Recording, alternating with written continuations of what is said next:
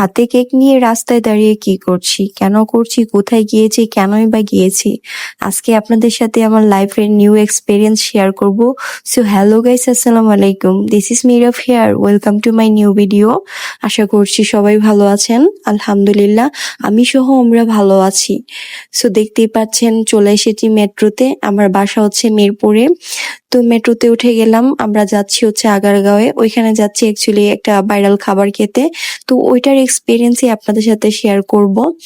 অনেকদিন যাবত ভিডিও দেখতেছিলাম, তো হুট করে ভাইয়াকে বলার পর ভাইয়া বললো ফার্স্ট রেডি হয়ে যেতে। তো ফার্স্ট রেডি হয়ে আমরা 4 জন মিলে চলে যাই ওই ভাইরাল খাবার খেতে। তো এখানে গিয়ে ওনাদের লোকেশনটা খুঁজে বের করি।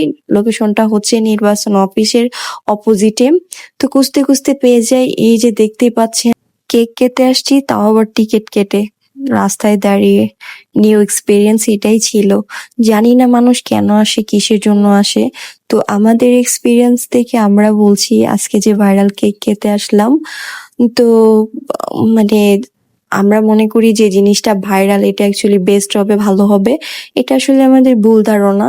এই যে কেকটা খাওয়ার সাথে সাথে আমি যে ভিডিওতে কালার গুলা ইউজ করেছি, ব্ল্যাক অ্যান্ড হোয়াইট, এটা সেটা, অ্যাকচুয়ালি আমার মনের অবস্থাটা তখন এরকম হচ্ছিল বিকজ অফ খাবারের স্বাদ এত বাজে ছিল। আমার লাইফে এত বাজে কেক আমি কখনোই খাইনি।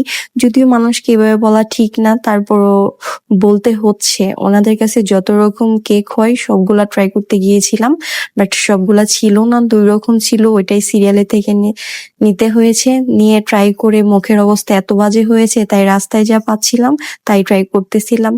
তো হাঁটতে হাঁটতে আমরা ডিসকাস করতেছিলাম মেট্রোতে যাব বাসায় নাকি রিক্সায় ঘুরবো। আমার আবার রিক্সায় ঘুরতে খুবই ভালো লাগে।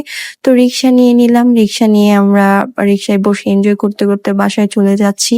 ভালো থাকবেন সবাই, দেখা হবে, কথা হবে নেক্সট ভিডিওতে। আল্লাহ হাফেজ, থ্যাংকস ফর ওয়াচিং।